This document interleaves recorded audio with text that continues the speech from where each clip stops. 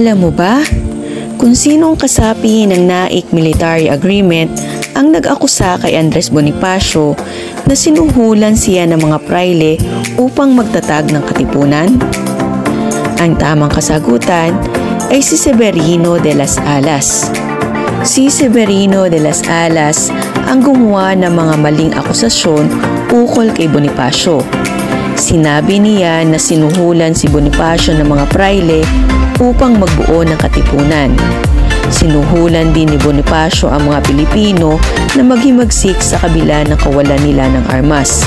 Dagdag pa ni de las Alas na ipinag-utos din daw ni Bonifacio na sunugin ang kumbento at simbahan ng Indang. At binigyang pahintulot pa ni Bonifacio ang kanyang mga sundalo na gumamit ng dahas upang makapangikil sa pagkuha ng mga kalabaw at iba pang hayop. At ayon rin sa kanya, si Bonifacio at ang kanyang mga tauhan ay may planong sumuko sa mga Kastila. At dahil dito, sinabi ni Emilio Aguinaldo na si Bonifacio ay isang panganib. Ipinag-utos ni Aguinaldo kay Colonel Agapito Bonson na arestuhin si Bonifacio at ang kanyang mga kapatid.